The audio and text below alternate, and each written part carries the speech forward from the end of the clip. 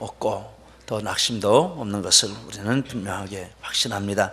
그리고 2017년도 한 해 동안 하나님의 사랑이 우리를 인도하시고 쉴만한 물가으로 푸른 초장으로 이끄시고 쉬게 하시고 축복하시는 은혜가 있을 줄 믿습니다. 지난주에 로마서 1장 2장을 배구 경기에 비유해서 이렇게 말씀을 드렸습니다. 먼저 바울 사도는 1장에서 공개적으로 악을 행하는 자들에게 너희들이 그렇게 공개적으로 악을 행하니 하나님의 심판을 받는다라고 선포했습니다. 그리고 그 뒤에 2장에서 앞부분에는 도덕적인 자들이 있었습니다. 이 사람들은 겉으로는 도덕적으로 살지만 그런데 은밀하게 죄를 짓는 사람들이었습니다. 바울 사도는 너희들이 도덕적으로 사는 것 같지만 그러나 속으로 죄를 짓고 있는데 하나님은 모든 속에 있는 것을 다 보시는 하나님이시므로 너희도 하나님의 심판을 면할 수 없다. 이렇게 해서 그들을 물리쳤습니다. 맨 마지막에 유대인이 나왔습니다. 유대인들은 자기들에게는 율법이 있고 하나님을 자랑하고 하나님의 뜻을 알고 다른 사람들에게 진리를 가르치는 이런 사람들이기 때문에 하나님의 심판을 받지 않는다라고 자신 있게 말했습니다. 그때 바울 사도는 그들이 남에게 율법을 가르치면서 자기들은 지키지 않는 그런 모습이기 때문에 오히려 이방인보다도 못하고 하나님의 심판을 당연히 받을 수밖에 없다라고 강하게 내리쳤습니다. 그러면은 끝나야 할 터인데 끝나지 않았습니다. 유대인들은 또 공을 받아 올려서 바울 사도에게 넘겼습니다. 그 넘긴 것은 할례. 우리에게는 할례가 있다.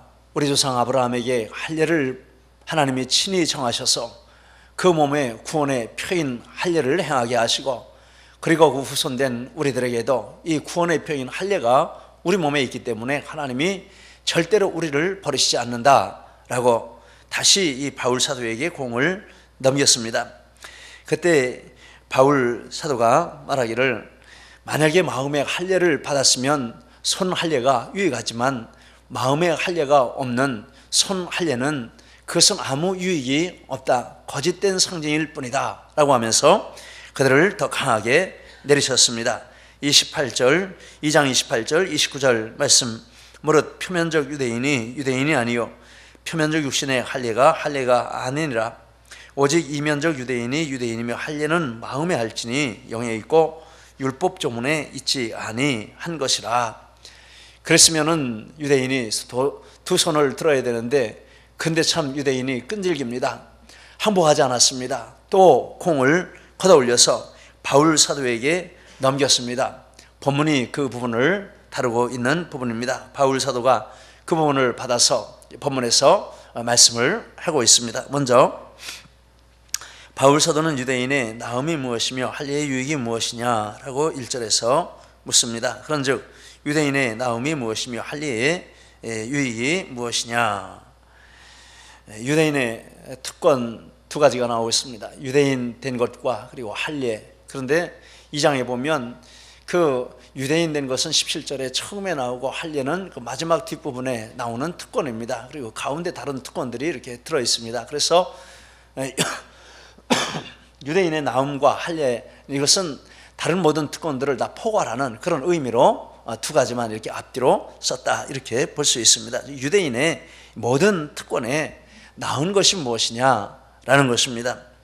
질문 형식으로 되어 있는데 2장에 그 말을 들은 유대인들이 이제 우리는 이렇게 율법도 있고 하나님도 우리 하나님이고 우리 남에게 율법을 가르치고 우리는 이렇게 한다. 그러니까 바울 사도가 그거 아주 안 된다 내리쳤습니다. 우리 할례가 있다. 그거 아주 안 된다 내리쳤습니다. 그러니까 이제 29절에 이게 끝났는데 29절에서부터 3장 1절 사이에 이제 이런 질문들이 오고 가고 한 것입니다. 어떤 질문이 오고 갔습니까? 1절의 질문이 오고 간 것입니다. 유대인들이 바울 사도에게 당신이 그렇게 말하고 있는데 그렇다면 하나님이 우리 조상 아브라함에게 수천 전에 선택했다고 하고 할례를 주시고 유대인이라고 하고 히브리인이라고 하고 이스라엘이라고 하고 택한 백성이라고 하고 그렇게 한 것이 무슨 유익이 있느냐? 우리에게 예배를 드리게 하시고 여러 가지 제사를 드리게 하시고 이런 무슨 유익이 있느냐? 도대체 그 무슨 유익이 있다는 말이냐? 이렇게 질문을 했다라는 것입니다.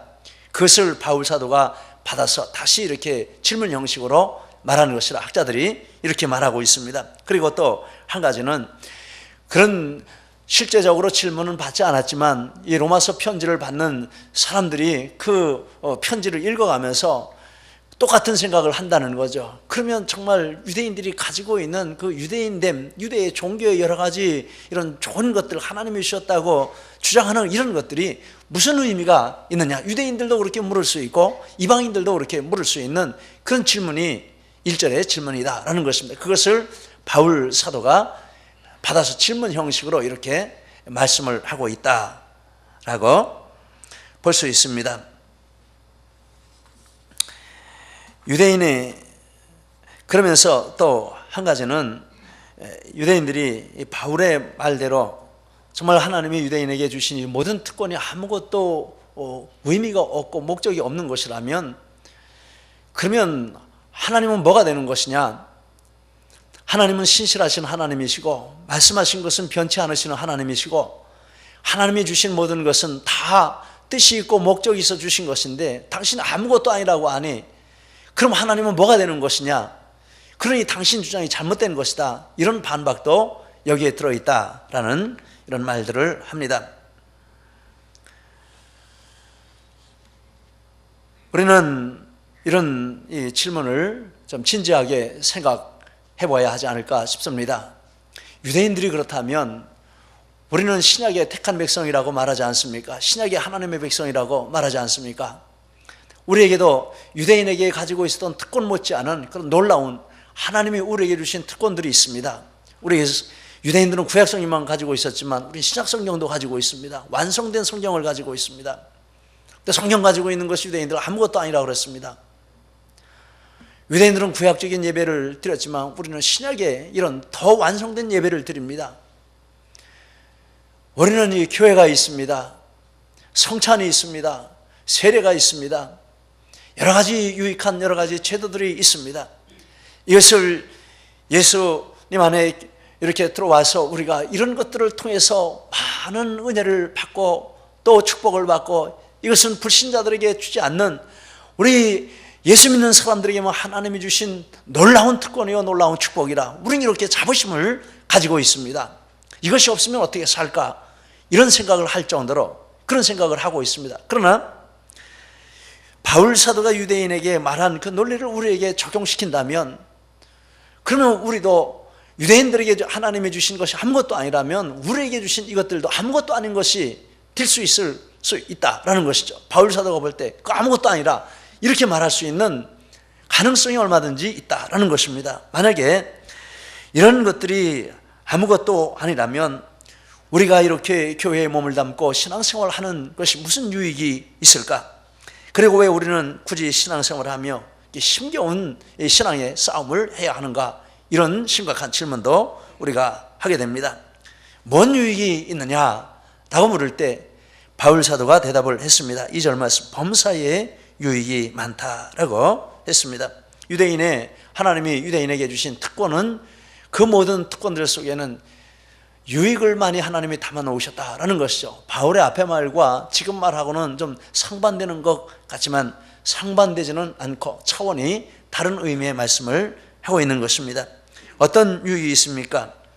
2절 말씀에 우선은 그들이 하나님의 말씀을 맡았다라고 했습니다. 2절, 우선은 그들이 하나님의 말씀을 맡았음이니라.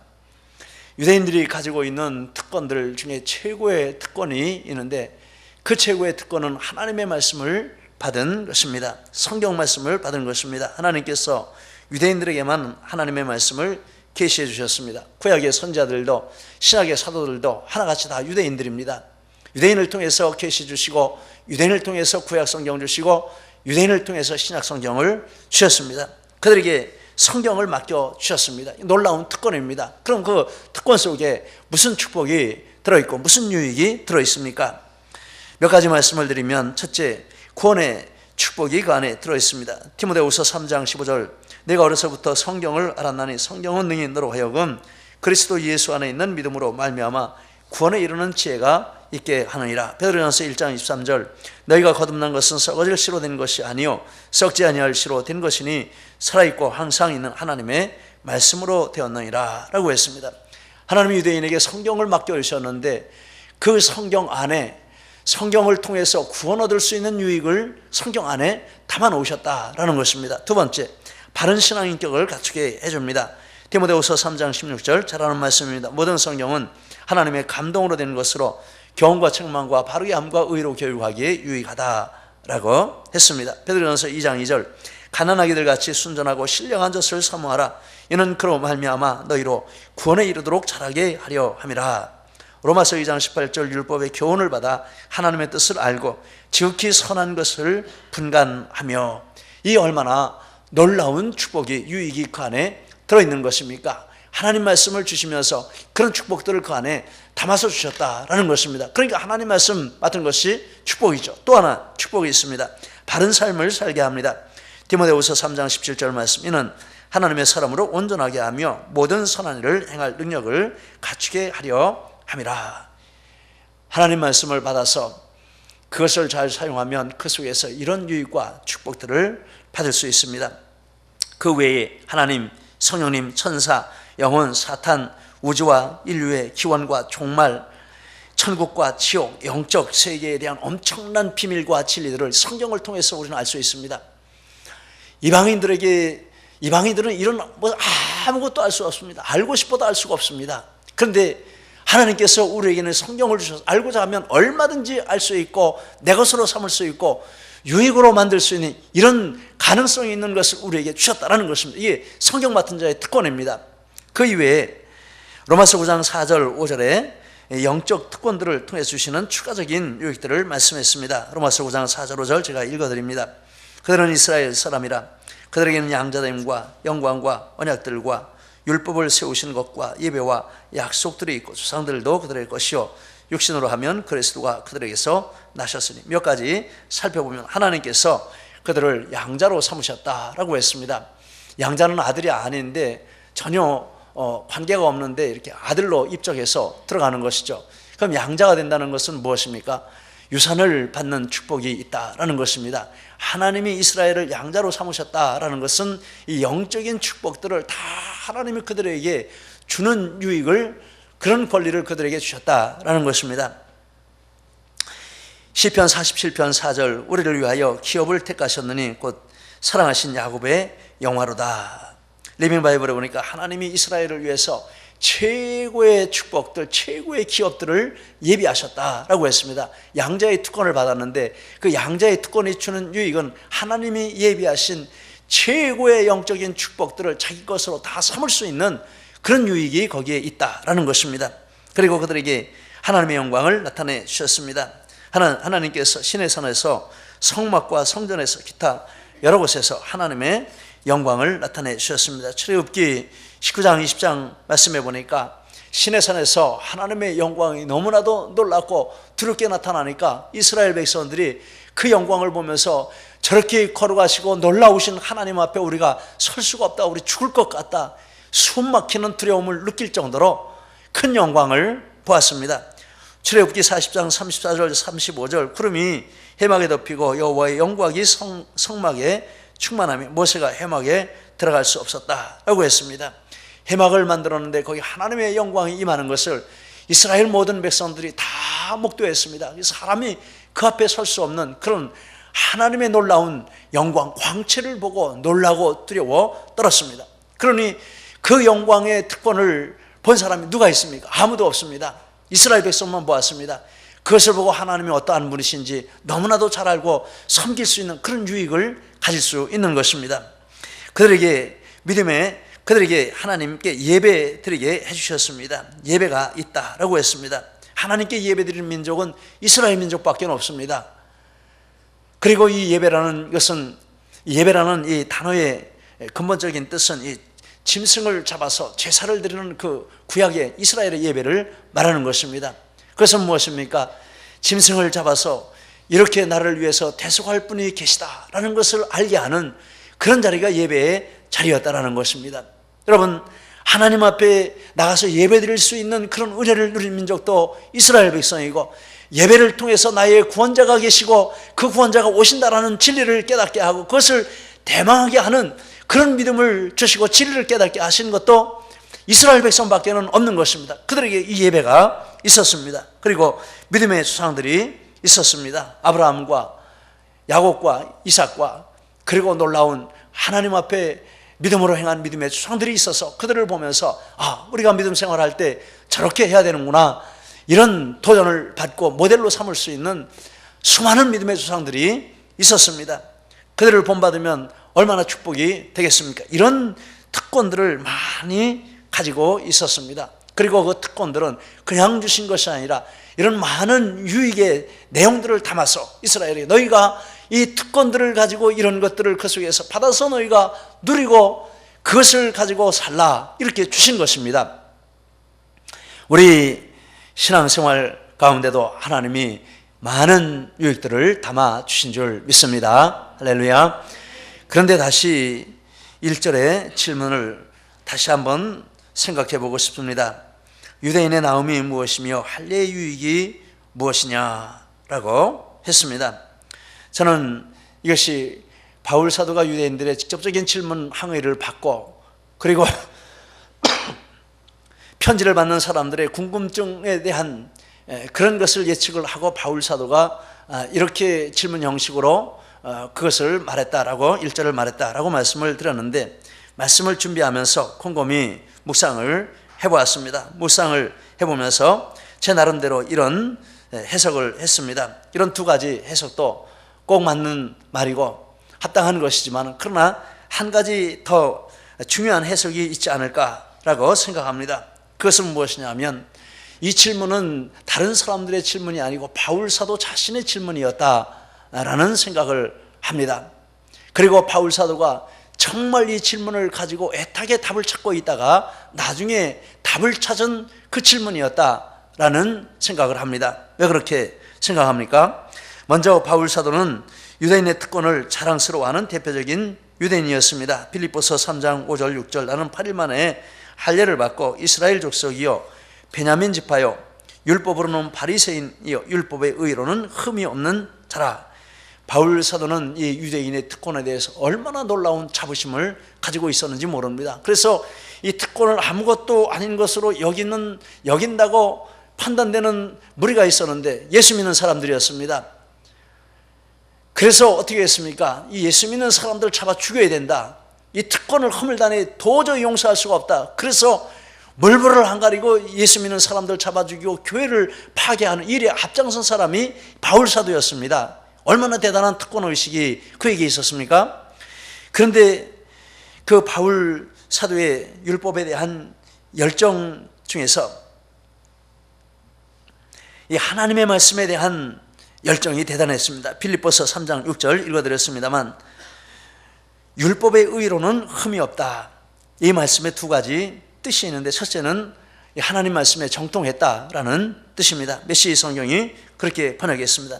율법의 1.1회까지 하나하나 남김없이 깊이 묵상하고 공부하고 연구해서 창세기서부터 말라기까지 바울 사도가 완전히 정통한 그런 정통 학자였습니다. 그리고 또 한 가지 뜻은, 그래서 사도행전 22장 3절 말씀해 보니까 나는 유대인으로 킬리기아 다수에서 났고 이 성에서 자라 가말리엘 문화에서 우리 조상들의 율법에 엄한 교육을 받았고, 나기는 외국에서 났지만 어려서부터 아버지가 예루살렘 성에 보내서 율법을 어려서부터 배우게 하고 가말리엘이라고 하는 당대 최고의 학자 밑에서 엄한 교육을 받았다라고 이렇게 말하고 있습니다.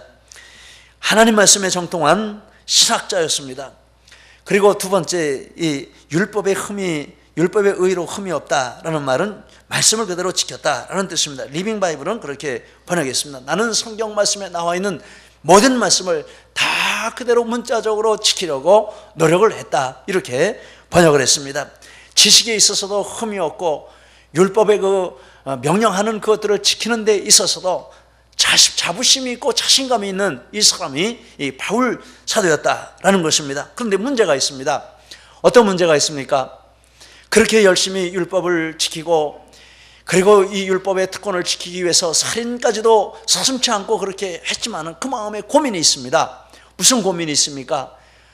자기 속에 있는 죄 문제가 해결이 안 되는 것입니다.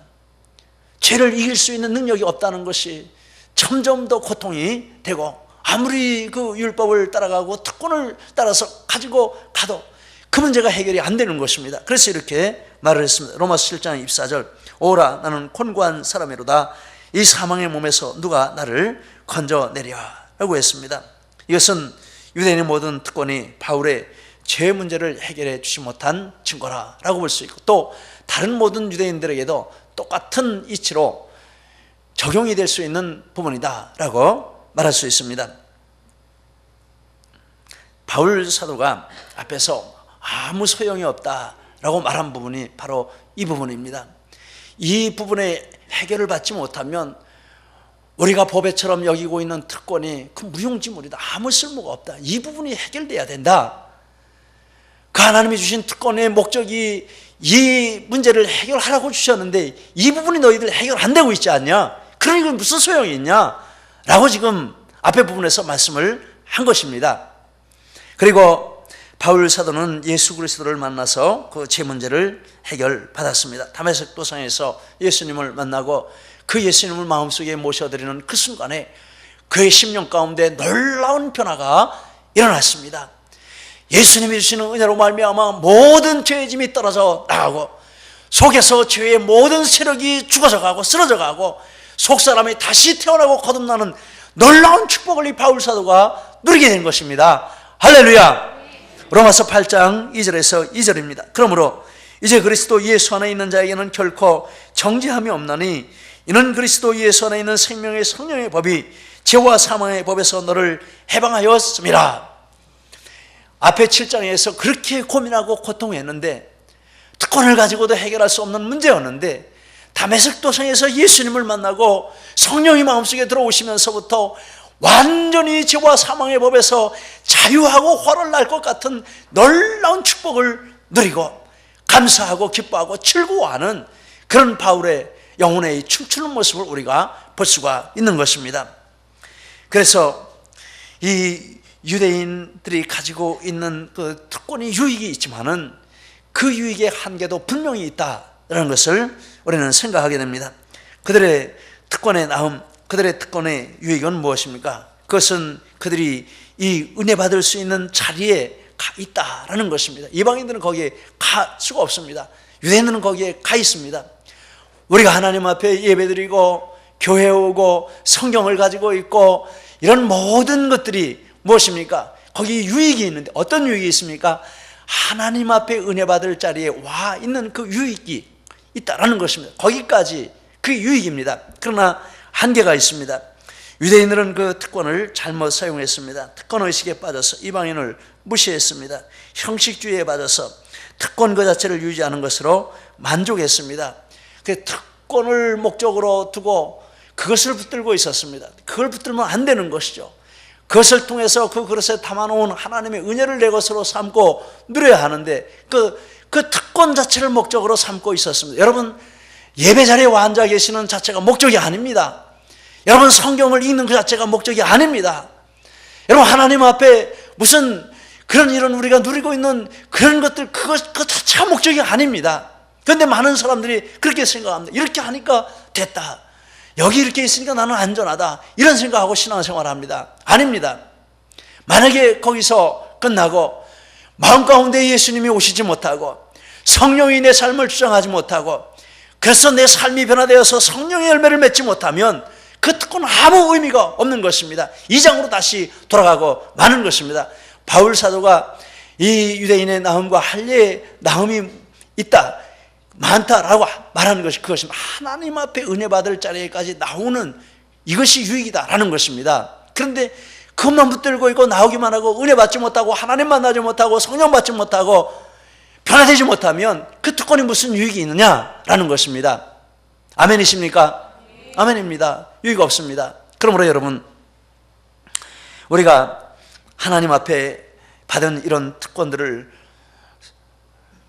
사용할 때 특권 그 자체를 붙드는 것이 아니라 정말 그것을 이용해서 하나님 만나기를 사모하시기를 축복합니다.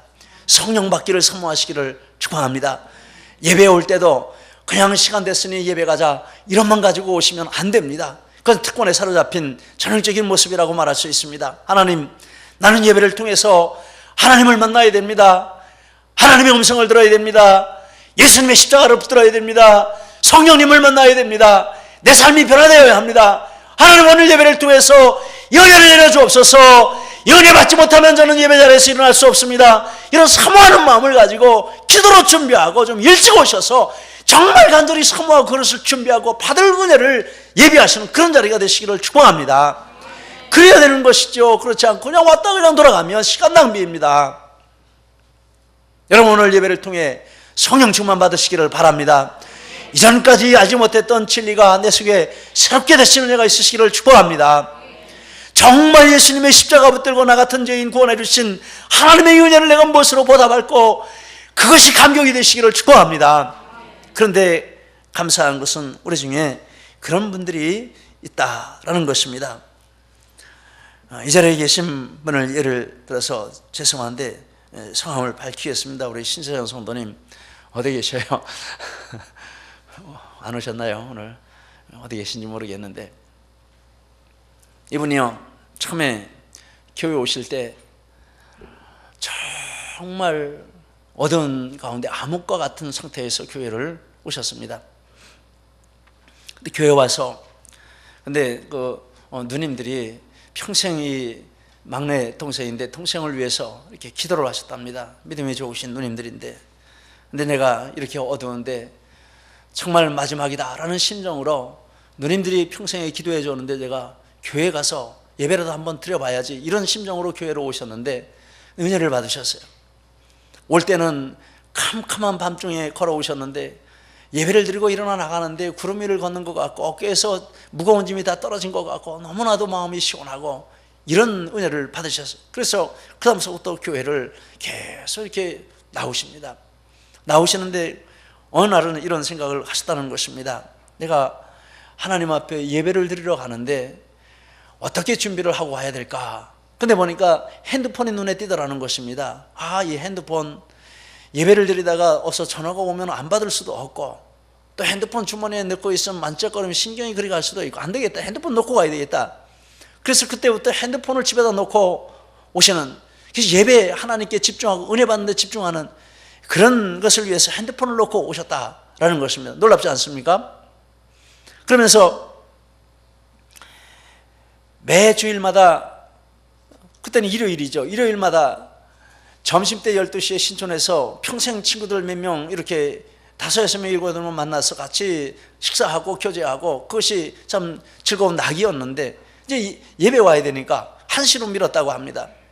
근데 예배 끝나고 가려니까 너무 이게 시간이 촉박해서 그냥 예배 와가지고 거기 모임 어떻게 늦지 않게 갈 수 있을까, 이런 생각이 마음에 잡아가지고 예배에 집중이 안 되더라는 것입니다. 그래서 예배 시간을 한 2시간 이후로 늦춰가지고 완전히 예배에 집중할 수 있도록 그렇게 하셨다라는 것입니다.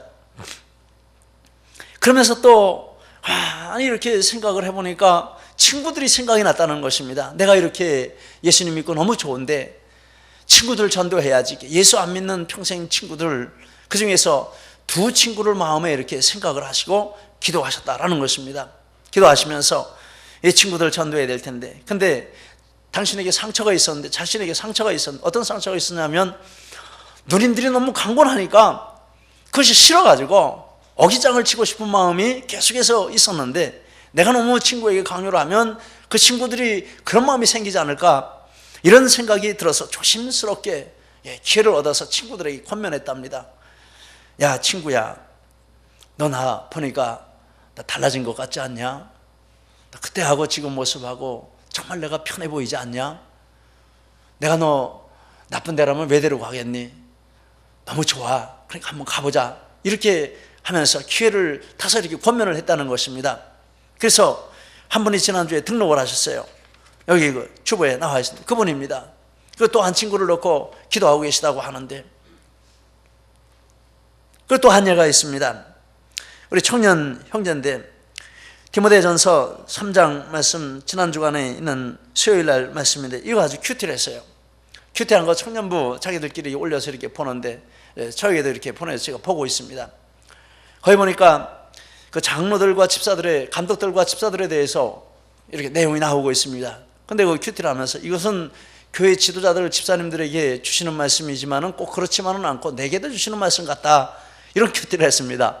그러면서 3절에서 5절에 보면 술 먹지 말고 돈 사랑하지 말고 가족을 사랑하라, 이런 말이 나옵니다. 그런 말 보면서 거기 적었습니다. 내가 교회 나오고 6개월 동안 술을 끊었는데 가끔씩 술 생각이 날 때도 있는데 이제 완전히 술은 끊어야 되겠다, 이런 적용을 했습니다. 할렐루야.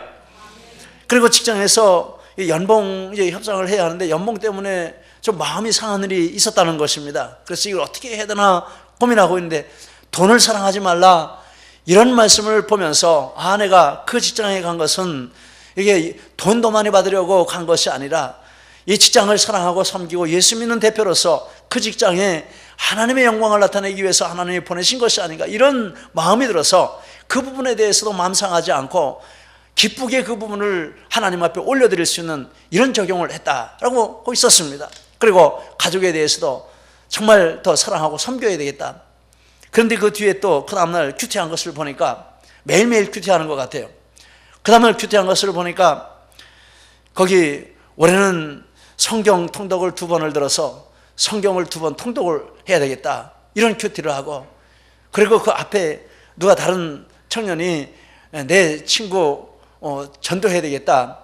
그런데 예수 잘 믿는 사람이 있었는데, 예수 안 믿는 친구가 있었는데 오랫동안 같이 교제하면서 교회 가자는 말도 한마디도 안 했는데, 그런데 그 친구가 나중에 어떻게 돼서 교회 가서 예수님을 만나고 나서 오래 예수 믿는 친구에게 나쁜 년이라고 하면서 너는 그렇게 좋은 예수를 너 혼자 믿었냐, 이렇게 욕을 했다. 자기도 내 절친 친구를 전도해야 되겠다, 그런 큐티를 누가 올렸습니다. 그걸 보고 형제가 도전을 받아서 나도 내 절친이 있는데 이 사람 3명인지 4명인지 그 이름을 올려서 놓고 기도하고 올해 전도해야 되겠다. 할렐루야. 여러분, 우리에게 하나님이 특권을 주셨는데 그냥 왔다 갔다 하는 그것으로만 특권을 삼고, 성경 들고 다니기만 하는 그것으로 특권을 삼고, 머리에 삼는 그것으로만 특권을 삼으면 그것이 유대인의 특권과 다를 바가 없다라는 것입니다. 여러분, 이 특권이 우리에게 놀라운 유익을 담고 있는데 바로 말씀드린 이런 유익들을 우리에게 주시려고, 이런 특권들을 우리에게 먼저 주셨다고 믿습니다. 여러분, 이 일들을 통해서 하나님을 만나는 은혜가 있으시기를 축복합니다. 우리의 삶 가운데 성령 충만하게 되시는 은혜가 있으시기를 축복합니다.